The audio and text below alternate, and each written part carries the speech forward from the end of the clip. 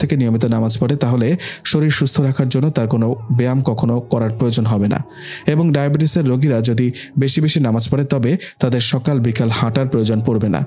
নামাজই তাদের ব্যায়াম ও হাঁটার কাজ দিবে। নাজিফার কথা শুনতে শুনতে নাসিরের খাওয়া শেষ হয়ে গেছে। হাত ধোয়ার সময় নাসির বলল, ঠিক আছে, এখন থেকে আর নামাজ তরক করব না। যাই হোক, কথা বলতে বলতে তোমাকে জিজ্ঞেস করতে ভুলে গেছি, তুমি খেয়েছো কি? না, খাইনি। জলদি খেয়ে নাও, বেলা অনেক হয়েছে। আপনি বসুন, আমি খাচ্ছি। তুমি খাবে আর আমাকে পাশে বসে থাকতে হবে? আপনি পাশে বসে থাকলে আমার ভালো লাগবে। আমার প্রতিটি মুহূর্ত আপনার সান্নিধ্যে কামনা করি। তুমি এত ভালোবাসো আমাকে। ভালোবাসাই তো দাম্পত্য জীবনের মূল্যবান পাথেয়। এরপর নাজিফা খেতে বসলো আর নাসির পাশে বসে অপলক নেত্রে তাকিয়ে রইল নাজিফার অবয়ব পানে। রাত 10টা। খাওয়ার পর্ব শেষ করে শোয়ার প্রস্তুতি নিচ্ছে নাজিফা। শোয়ার পর নাসিরকে উদ্দেশ্য করে নাজিফা বলল, আপনাকে একটি কথা বলতে চাই। কি কথা? শাড়ির দোকানের চাকরিটি ছেড়ে দিলে হয় না? কেন? শাড়ির দোকানে চাকরি করলে সমস্যা কি? সমস্যা তো আছে। শাড়ির দোকানে বেশিরভাগ কাস্টমারই থাকে মহিলা, আর যে সকল মহিলারা মার্কেটিং করতে আসে তাদের অধিকাংশই থাকে বেপর্দা বেহায়া। শাড়ির দোকানে চাকরি করেই তো বিভিন্ন মেয়েদের সাথে আপনার পরিচয় হয়েছে। এ থেকে আপনার গুনাহ হচ্ছে না? যেমন গতকাল এক মেয়েকে নিয়ে বাসায় এসেছেন। যদিও এ নিয়ে আপনার সাথে আমি ঝগড়া করিনি, তথাপি এটি কোনো পর্যায়ে কাজ করেছেন। আপনি একটু ভাবুন তো, বেগানা মেয়েদের সাথে দেখা দেওয়া, কথা বলা, ঘোরাফেরা করা গুনাহের কাজ। এজন্য আপনাকে আমি এই কাজ থেকে বিরত থাকতে অনুরোধ করছি। অন্যথায় আমার শত কষ্ট হলেও আপনার ইচ্ছার বাইরে কোনো অনুরোধ আপনাকে করতাম না। তুমি যা বলেছ ঠিক বলেছ, তোমার অনুরোধ রাখার চেষ্টা করব। তবে কি? আমি তো অন্য কোনো কাজ পারি না। শাড়ির দোকানে চাকরি ছেড়ে দিয়ে কি কাজ করব সেটাও তো ভাবার বিষয়। আচ্ছা, একটা কাজ করলে কেমন হয়? এই মাস শেষ হলে আপনি চাকরি ছেড়ে দিবেন, আর চাকরি ছাড়ার পর আপনি এক চিল্লার জন্য তাবলিগ জামাতে চলে যাবেন। জামাত থেকে আসার পর নুরানি ট্রেনিং দিবেন। এরপর চাকরির একটা ব্যবস্থা আল্লাহ করবেনই। চাকরি ছেড়ে দিয়ে তাবলিগের যাব, তাবলিগ থেকে এসে নুরানির ট্রেনিং দিব, তারপর চাকরি খোঁজ করব। এ পর্যন্ত সংসার চলবে কিভাবে? আর আমার সফরের খরচই বা পাবো কোথায়? তেমন সমস্যা হবে না। আমার মা আমাকে স্বর্ণের যে চেনটি দিয়েছেন সে চেনটি বিক্রি করে দিব। চেন বিক্রির টাকা দিয়ে আপনি তাবলিগের সফরে যাবেন, আর আপনি সফর থেকে ফিরে আসা এবং চাকরি না নেওয়া পর্যন্ত আমি আমাদের বাড়ি থাকব এবং আমার খরচ আমাদের বাড়ি থেকে বহন করবে। তা নিয়ে আপনাকে ভাবতে হবে না। প্রয়োজনে আমি মাদ্রাসায় চাকরি করব যদি আপনি অনুমতি দেন। কয়েকটি মহিলা মাদ্রাসা থেকে হেফজ বিভাগের শিক্ষিকা হিসেবে আমাকে নেওয়ার জন্য নাকি আমার চাচা শামসুর রহমান সাহেবের নিকট প্রস্তাব এসেছে। আমার জন্য তুমি তোমার মায়ের দেওয়া চেন বিক্রি করে দিবে? আমি তোমাকে স্বর্ণের কোনো অলংকার দিতে পারিনি, তোমার মা তোমাকে দিয়েছেন। এখন আমার জন্য যদি সে অলংকার তুমি বিক্রি করে দাও, তবে তোমার যে অলংকার বলতে কিছু থাকবে না। আমি তোমাকে কোনো দিন কিনে দিতে পারবো কিনা তাও নিশ্চিত নয়। তোমার কি শখ করে না স্বর্ণের চেন গলায় দিতে? করে, অবশ্যই করে। তথাপি আমি সেটি বিক্রি করে দেব আমার স্বামীর জন্য, আমার স্বামীকে ধার্মিক বানানোর জন্য। এছাড়া যে আমার অন্য কোনো উপায় নেই। শুধু চেন কেন, আমার প্রাণের বিনিময়েও যদি আমার স্বামীর কোনো কল্যাণ হয় তাহলে আমি প্রাণ বিসর্জন দিতেও প্রস্তুত আছি। তোমার কথায় আমি খুব খুশি হয়েছি, কিন্তু তোমার চেন বিক্রি করতে আমার মন সায় দিচ্ছে না। কেন? স্বামী হিসেবে আমার কর্তব্য ছিল তোমাকে স্বর্ণের অলংকার দেওয়া, কিন্তু আমি তা পারিনি। তোমার মা তোমাকে স্বর্ণের অলংকার দিয়েছেন, তথাপি তুমি আমার উপর কোনোদিন প্রশ্ন তুলনি কেন দিতে পারি না। তদুপরি এখন সেই স্বর্ণের অলংকার বিক্রি করতে হবে আমার জন্য। বিষয়টি ভাবতে আমার নিজের কাছে খারাপ লাগছে। সেই সাথে আশ্চর্য লাগছে তোমার স্বামী ভক্তি, ধৈর্য এবং উদারতা দেখে। স্ত্রী হিসেবে এটি আমার দায়িত্ব। স্বামীর সুবিধা অসুবিধা ও কল্যাণ অকল্যাণের প্রতি যদি স্ত্রী খেয়াল না রাখে, সাধ্য অনুযায়ী সাহায্য সহযোগিতা না করে, তবে আমার মতে সে তো স্ত্রী হওয়ার যোগ্য নয়। একটু ভাবুন, অলংকার পরিধান করলে কি এমন লাভ হবে? মনটা একটু প্রশান্ত হবে, এই তো। কিন্তু এজন্য যদি চেন বিক্রি না করি তবে তো আপনার শাড়ির দোকানে চাকরি ছাড়া হবে না, তাবলিগে যাওয়া হবে না, নুরানি ট্রেনিং দেওয়া হবে না, সর্বোপরি আপনাকে দিনের লাইনে আনা যাবে না।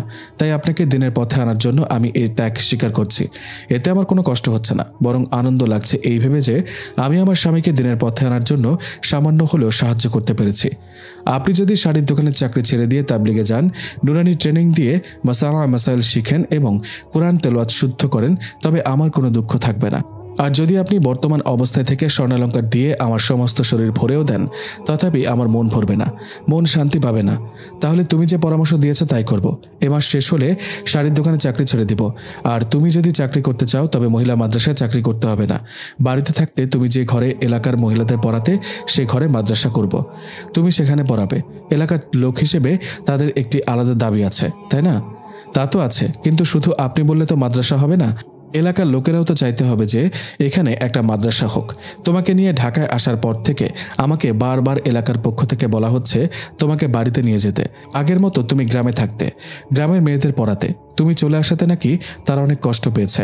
অনেকে বৃদ্ধা বয়সে তোমার নিকট কুরআন শরীফ পড়া শুরু করার সুযোগ পেয়েছিল। তুমি চলে আসাতে তারা সেই সুযোগ হারিয়েছে। তাই তারা বলেছে প্রয়োজনে তারা তোমার বেতনের ব্যবস্থা করবে। আর আমার মা অর্থাৎ তোমার শাশুড়ি তোমার কষ্ট করা সহ্য করতে পারে না। তোমাকে আমার সাথে ঢাকায় আসতে বলেছেন ঠিকই, কিন্তু তিনিও এখন তোমার জন্য অস্থির হয়ে আছেন। তোমাকে তাড়াতাড়ি বাড়ি নিয়ে যাওয়ার জন্য আমাকে তাগাদা দিচ্ছেন।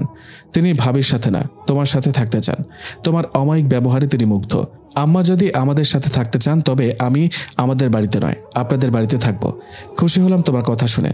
নাজিফা, তুমি আমার মায়ের জন্য যতটুকু করো, বর্তমান যুগের মেয়েরা শাশুড়ির জন্য এর এক ভাগও করে কিনা আমার সন্দেহ হয়। তোমার জন্য তো তোমার শাশুড়ি ব্যাকুল হবেই। কে কি করলো সেটা আমার দেখার বিষয় নয়। আমার যেটা কর্তব্য সেটা আমি করব। তবে আপনার কথাও ঠিক, বর্তমান যুগের অধিকাংশ মেয়েরাই শ্বশুর শাশুড়িকে বোঝা মনে করে, মন থেকে তাদের খেদমত করতে চায় না। অনেকে তো এ কথাও বলে থাকে শ্বশুর শাশুড়ির খেদমত করা তো ফরজ ওয়াজিব নয়।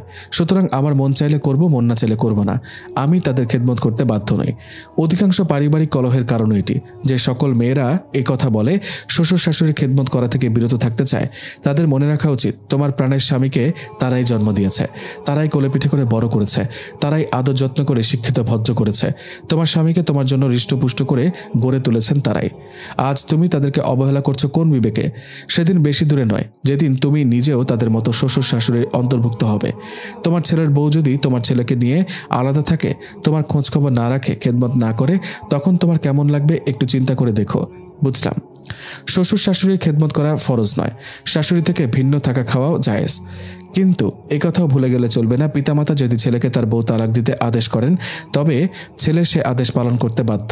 সুতরাং তুমি যদি শ্বশুর শাশুড়ির ক্ষেত্রে তোমার অধিকার প্রয়োগ করতে চাও, তবে তারা যে তোমার ক্ষেত্রে তাদের অধিকার প্রয়োগ করবে না এই ব্যাপারে নিশ্চয়তা কি? তাই শ্বশুর শাশুড়ির খেদমত করতে হবে, তাদেরকে নিজের মা বাবার মতোই মনে করতে হবে, তবেই সংসার সুখের হবে। তাছাড়া অন্য মুসলমানের খেদমত করাও তো কত সওয়াবের কাজ। আর শ্বশুর শাশুড়িও তো স্বামীর মা বাবা, সুতরাং তাদের খেদমত করলে সওয়াব আরও বেশি হবে।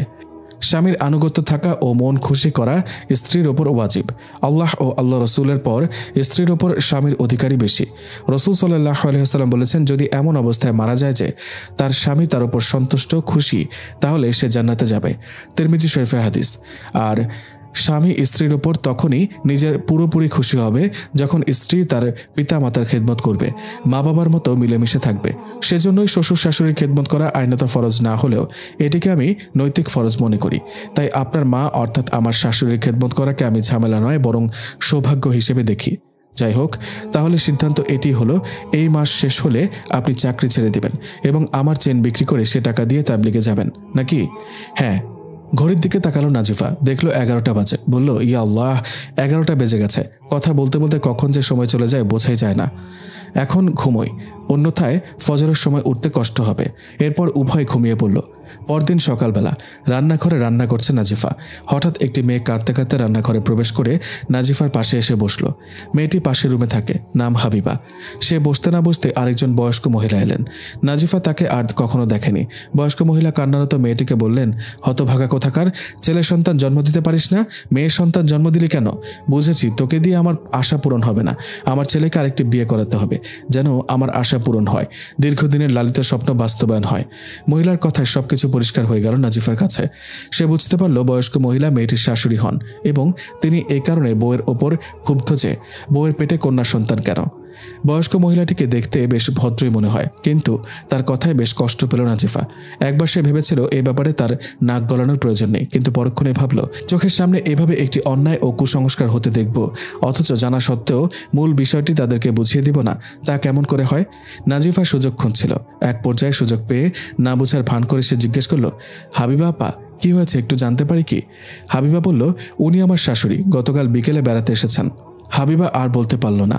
তার কথা শেষ হওয়ার আগেই নাজিফার প্রশ্নের উত্তরে বেশ ক্ষোভের সাথে বলতে লাগলেন, শাশুড়ি কি আর হবে, কপালে যা ছিল তাই হয়েছে। পুত্রবধূ করে এমনই এক হতভাগা মেয়ে ঘরে তুলেছে যে প্রথমে একটি কন্যা সন্তান জন্ম দিয়েছে। বর্তমানে সে 8 মাসের অন্তঃসত্ত্বা। ডাক্তার বলেছে এবারও নাকি কন্যা সন্তান হবে। মা তুমি বলো তো, যদি শুধু কন্যা সন্তানই জন্ম হয় তাহলে আমার বংশের প্রদীপ জ্বালাবে কে? কিভাবে রক্ষা হবে আমার বংশ? আমার তো আর কোনো ছেলে মেয়ে নেই। তাই আমি সিদ্ধান্ত নিয়েছি ছেলেকে আরেকটি বিয়ে করাবো। ছেলেও তাতে রাজি হয়েছে, আর কথা শুনেই সে কাঁদছে। এতটুকু শোনার পর বয়স্ক মহিলাকে উদ্দেশ্য করে নাজিফা বলল, আপনারা তো বিরাট ভুল করছেন, বিনা দোষে ওর সাথে খারাপ আচরণ করছেন। অযথা আপনার ছেলে আরেকটি বিয়ে করতে চাচ্ছে। কন্যা সন্তান যদি এতই খারাপ হয় তবে আপনি নিজেও তো একজন কন্যা মহিলা, সেক্ষেত্রে তো আপনি নিজেও একটি অপদার্থ। আপনাকে জন্ম দিয়েও কি আপনার মা ভুল করেছিলেন? আপনার ছেলের বোঝা উচিত যে কন্যা সন্তানের জন্য তার মন খারাপ, তেমনি একজন কন্যা সন্তানের গর্ভ থেকেই সে জন্ম নিয়েছে, তেমনি একজন কন্যা সন্তানকে সে বিয়ে করেছে এবং আবার করতে চাচ্ছে। সুতরাং কন্যা সন্তান এত মন্দ হলো কিভাবে? তুমি কি বলতে চাও? আমি বলতে চাই, কন্যা সন্তান জন্ম হওয়াটা মোটেই দুর্ভাগ্য বা বদনসিব নয়, বরং ছেলে সন্তানের চেয়ে কন্যা সন্তান জন্ম হওয়া বেশি আনন্দ ও সৌভাগ্যের বিষয়। সুতরাং সন্তান মেয়ে হওয়ার কারণে মন খারাপ করার কিছু নেই। আর ওনার তো মাত্র একটি কন্যা সন্তান হয়েছে, গর্ভেরটি তো পুত্রও হতে পারে। ডাক্তার তো বলেছে গর্ভেরটিও কন্যা সন্তান। ডাক্তার তো কেবল অনুমান করে একটি সম্ভাব্য ধারণা দিয়ে থাকে মাত্র, নিশ্চিত বিষয়টি কেবলমাত্র আল্লাহই জানেন। তাই সন্তান ছেলে হবে না মেয়ে হবে তা জানার সবচেয়ে নির্ভরযোগ্য উপায় হলো তার জন্ম পর্যন্ত অপেক্ষা করা। আচ্ছা, তুমি যে বললে ছেলে সন্তানের চেয়ে মেয়ে সন্তান জন্ম হওয়া বেশি আনন্দ ও সৌভাগ্যের বিষয়, তা কিভাবে? কন্যা সন্তানের মর্যাদা সম্পর্কে না জানার কারণে অনেকেই কন্যা সন্তান হওয়াকে দুর্ভাগ্য ও ঝামেলা মনে করে থাকে, যেমন আপনারা। কিন্তু রাসূলুল্লাহ সাল্লাল্লাহু আলাইহি ওয়াসাল্লাম বলেছেন, যে ব্যক্তি দুটি মেয়েকে প্রাপ্তবয়স্ক হওয়া পর্যন্ত লালন পালন করল, কিয়ামতের দিন সে এরূপ অবস্থায় হাজির হবে যে আমিও সে এরূপ থাকব। এরপর তিনি তার আঙ্গুল মিলিয়ে দেখালেন। মুসলিম শরীফের হাদিস। নাজিফা রান্না করছে আর কথা বলছে। অন্য সময় রান্না চলাকালে কোরআন তেলাওয়াত করতে থাকে, কিন্তু এখন কথা বলছে বিধায় তেলাওয়াত করতে পারছে না। অযথা গল্পগুজব হলে অবশ্য নাজিফা কথা বলতো না, কিন্তু নাজিফা যে বিষয়ে কথা বলছে এটি একটি গুরুত্বপূর্ণ বিষয়, তাই এই বিষয়ে আলোচনা করাও একটি সওয়াবের কাজ। নাজিফা আবার বলতে শুরু করলো, কিয়ামতের কঠিন ময়দানে যখন সকল মানুষ ইয়ানফসি ইয়ানফসি করবে, সেই কঠিন মুহূর্তে কন্যা সন্তানের পিতামাতা বা লালন পালনকারী রাসূল সাল্লাল্লাহু আলাইহি ওয়াসাল্লামের সঙ্গী হবে। এর চেয়ে সৌভাগ্য আর কি হতে পারে? শুধু কি তাই, রাসূল সাল্লাল্লাহু আলাইহি ওয়াসাল্লাম নিজেও 4টি কন্যা সন্তানের পিতা। সুতরাং কন্যা সন্তান অবশ্যই সৌভাগ্যের সোপান, সাফল্যের চাবিকাঠি। কন্যা সন্তান পেয়ে মন খারাপ করলে নিয়ামতের নাশকরি করা হবে। আর আপনারা তো শুধু মন খারাপ করেই ক্ষান্ত হচ্ছেন না, বরং একজনের দোষ অন্যজনের ঘাড়ে চাপিয়ে দিচ্ছেন। বীজ একজনের দোষ অন্যজনের ঘাড়ে চাপাচ্ছে মানে হলো কন্যা সন্তান জন্মের জন্য মূল ভূমিকা পালন করে স্বামী, কিন্তু এর দায়ভার অন্যায়ভাবে স্ত্রীর ঘাড়ে চাপিয়ে দেওয়া হয়। স্ত্রীকে গালমন্দ করা হয়, নির্যাতন করা হয়, অনেক ক্ষেত্রে তালাকও দেয়া হয়। এই যে কন্যা সন্তান জন্ম দেওয়ার অপরাধে হাবিবা আপাকে আপনারা গালমন্দ করছেন, দোষারোপ করছেন, কিন্তু এর জন্য তিনি দায়ী নন, দায়ী আপনার ছেলে।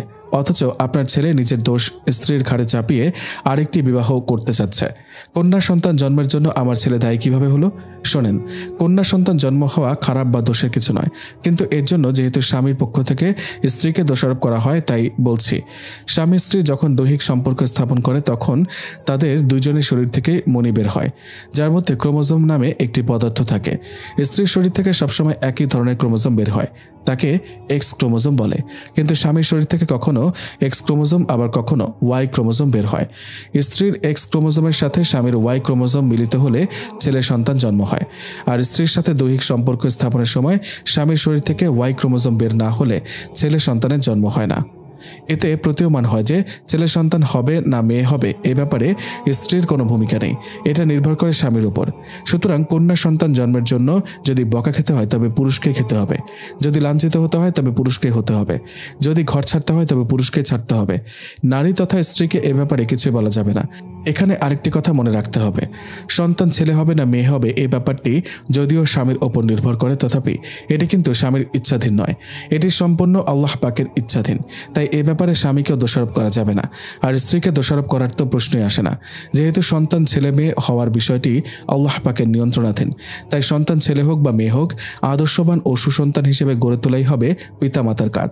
পিতামাতার তবেই সন্তানের সুফল লাভ করা সম্ভব হবে। তুমি কে গো মা? তুমি তো আমার বড় একটি ভুল ভেঙে দিলে। তুমি কে গো মা? তুমি তো আমার বড় একটি ভুল ভেঙে দিলে। না বুঝে নিরপরাধ পুত্রবধূর সাথে খারাপ আচরণ করছিলাম। আমার ছেলেকেও আমি বুঝাবো, তার ভুল ধারণাও আমি সংশোধন করে দেব। তোমার প্রতি আমি চিরকৃতজ্ঞ। হাবিবার মলির মুখে হাসি ফুটে উঠল। নাফিজাকে বলল, আপা, আপনার জন্য আমি বড় এক বিপদ থেকে রক্ষা পেলাম। আল্লাহ আপনার মঙ্গল করুক। ততক্ষণে নাজিফার রান্না শেষ। 15 দিন পর বাড়ি গেল নাজিফা। প্রথমেই বাবার বাড়ি গেল মাকে দেখার জন্য। নাজিফা যেহেতু শ্বশুর বাড়ি থাকবে, তাই নাসির বলেছে প্রথমে বাবার বাড়ি 2-3 দিন বেড়াতে।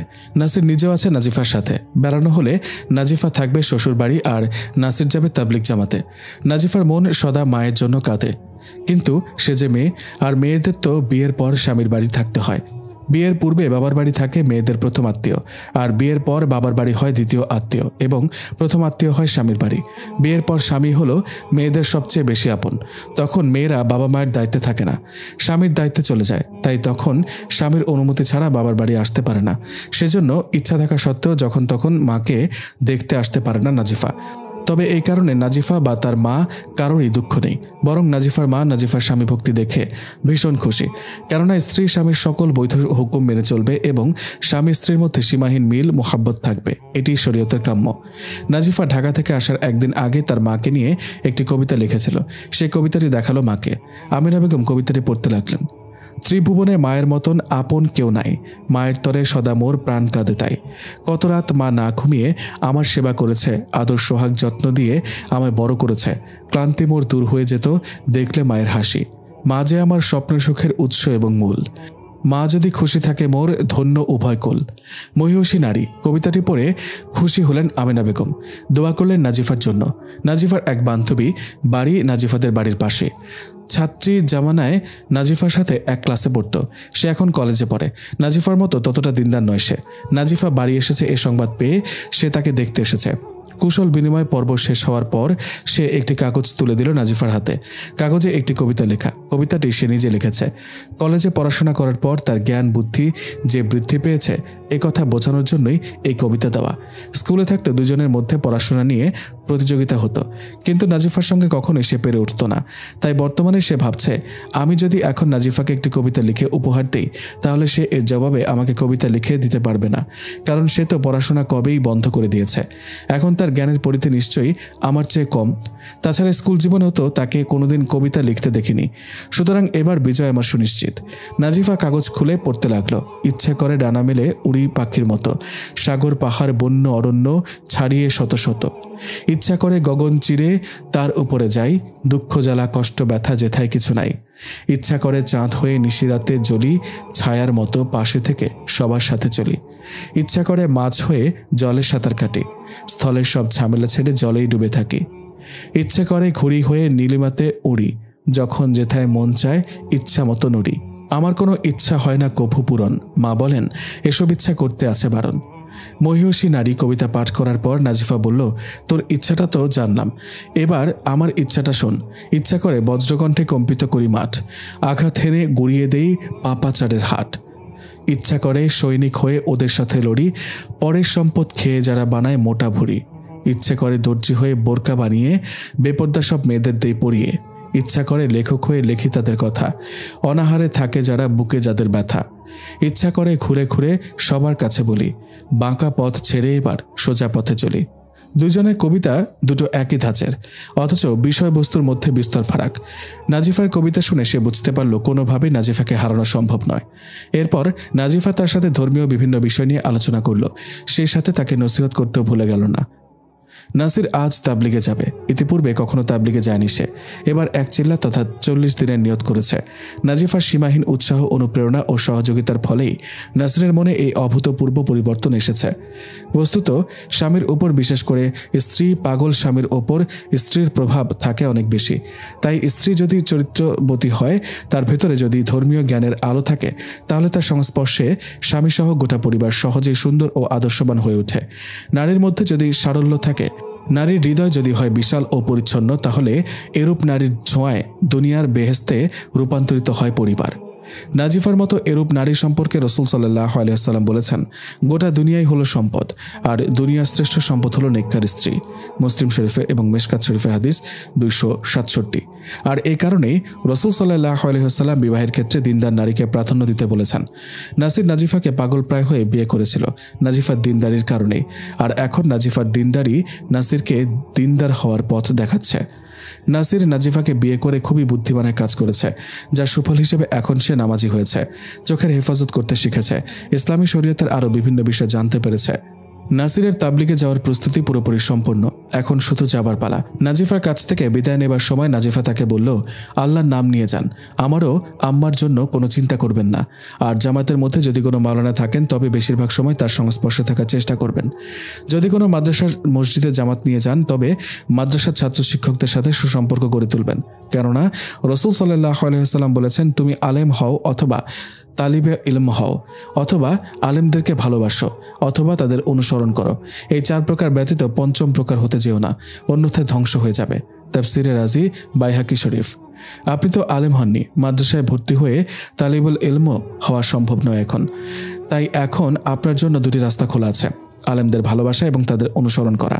হযরত কাব আহরার রাদিয়াল্লাহু তাআলা আনহু বলেন, কিয়ামতের দিন আল্লাহ তাআলা যখন বান্দার নেকি বদির হিসাব নেবেন তখন দেখা যাবে যে এক ব্যক্তির নেকের তুলনায় পাপ বেশি হয়ে গেছে, যদ্দরুন তাকে দোজখে নিয়ে যাওয়ার জন্য নির্দেশ দেওয়া হবে। ফেরেশতাগণ তাকে দোজখে নিয়ে যাওয়া শুরু করবে। আল্লাহ তাআলা এই মুহূর্তে হযরত জিবরাইল আলাইহিস সালামকে ডেকে বলবেন, জিবরাইল, বিলম্ব না করে দ্রুত আমার ওই বান্দাকে ধরো এবং তাকে জিজ্ঞেস করো সে তার জীবনে কোনো আলেমের মজলিসে বসেছিল কিনা। যদি বসে থাকে তবে আমি তাকে সে আলেমের সুপারিশে মাফ করে দিব। তখন হযরত জিবরাইল আলাইহিস সালাম তাকে সেই প্রশ্ন করবেন। সে উত্তরে বলবে, না, আমি জীবনে কোনো আলেমের মজলিসে বসিনি। পরে আবারও আল্লাহ তাআলা বলবেন, তাকে প্রশ্ন করো সে কোনো আলেমের সাথে মহব্বত ও ভালোবাসা রেখেছিল কিনা। সে উত্তরে বলবে, না, কোনো আলেমের সাথে আমার মহব্বত ছিল না। এরপর আল্লাহ তাআলা বলবেন, তার কাছে থেকে জেনে নাও যে সে কখনো কোনো আলেমের সাথে খেতে বসেছিল কিনা। এই প্রশ্নের উত্তরে সে পূর্বের ন্যায় না উত্তর দিবে। অতঃপর তাকে আবার প্রশ্ন করতে বলবেন যে সে কি এমন কোনো মহল্লায় বাস করেছে যেখানে কোনো আলেম বসবাস করেছেন। এবারও সে না জবাব দিবে। এরপর তাকে প্রশ্ন করা হবে তার নামের সাথে কোনো আলেমের নামের মিল আছে কিনা। সে উত্তর দিবে না। অতঃপর শেষবারের মতো আল্লাহ তাআলা জিবরাইল আলাইহিস সালামকে প্রশ্ন করতে বলবেন, সে কি কখনো এমন কোনো লোকের সাথে বসবাস বা বন্ধুত্ব স্থাপন করেছিল যার সাথে কোনো আলেমের বন্ধুত্ব ছিল। এই প্রশ্নের জবাবে সে বলবে হ্যাঁ। এই উত্তর শুনে আল্লাহ তাআলা তখন জিবরাইল আলাইহিস সালামকে বলবেন, ওহে জিবরাইল, আমার এই বান্দার হাত ধরে তাকে জান্নাতে প্রবেশ করিয়ে দাও। সুবহানাল্লাহ। আলেমের বন্ধুর সাথে বন্ধুত্ব স্থাপন করার কারণে আমি তাকে ক্ষমা করে দিলাম।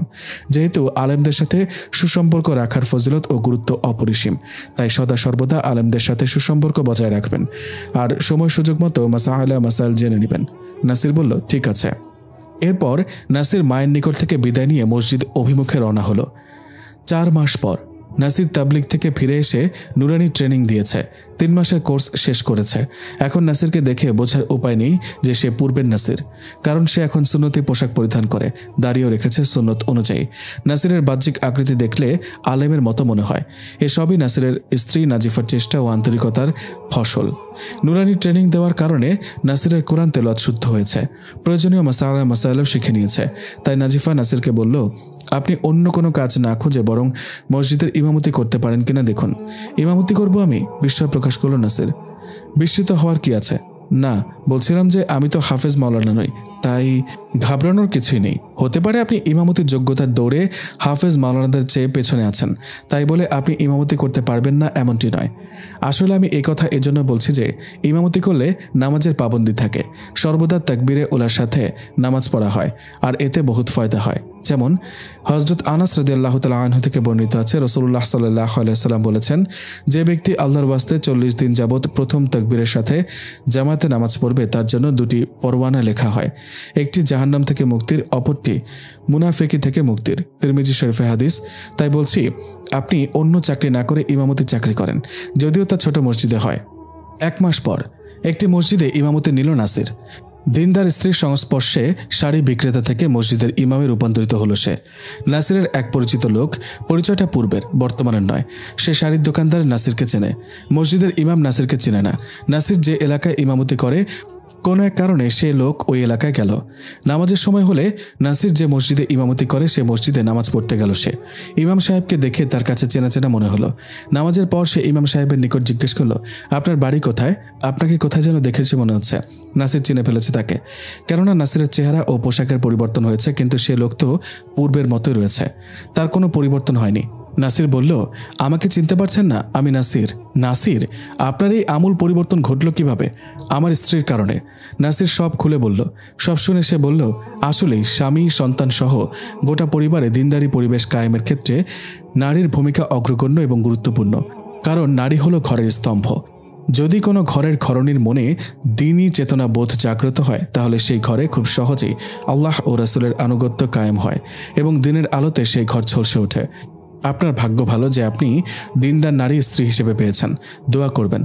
হ্যাঁ, দোয়া তো অবশ্যই করব। তবে জানি না তোমার মতো মহিষী নারী বাংলার প্রতিটি ঘরে ঘরে কবে আসবে। তবুও আমরা চেয়ে থাকবো সেদিনের প্রতীক্ষায়।